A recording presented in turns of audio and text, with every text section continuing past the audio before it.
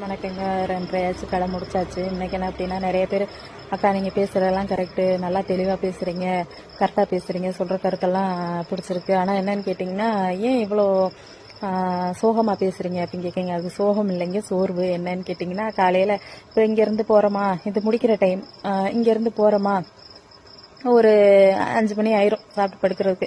ஏன்னா ஒரு நாளைக்கு நாங்கள் வரும்போது ஒரு 4 மணி 5 மணிக்கு சாப்பிட்டு வர கடைக்கு வர்றோமா, அதான் சாப்பிட்றது. மற்ற நேரம் தூங்க வேலை செய்ய இதிலே போயிடும்.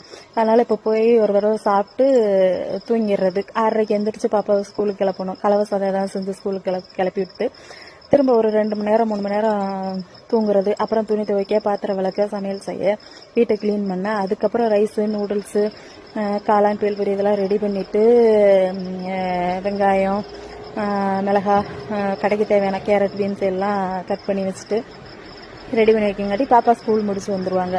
அதுக்கப்புறம் அவளை ட்ரெஸ் சேஞ்ச் பண்ணி விட்டு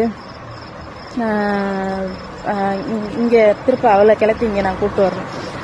கூப்பிட்டு வந்துட்டு இங்கே ஹோம்ஒர்க் சொல்லி கொடுத்துக்கிட்டே கடை நடத்தணும். கடையை பார்க்குறோமா, அது இதுன்ட்டு வேலை செய்ய மணி 3 ஆயிருதா, இந்த டைம் ஆயிரும். அப்புறம் அந்த சோர்வு இருக்க தானங்க செய்யும். ஓகே, உங்கள் வேண்டுதலுக்கு என்னங்க இன்னும் சொல்கிற விஷயத்த நான் சுறுசுறுப்போடு சொல்கிறதுக்கு நான் ட்ரை பண்ணுறேன். கண்டிப்பாக ட்ரை பண்ணுறேன்.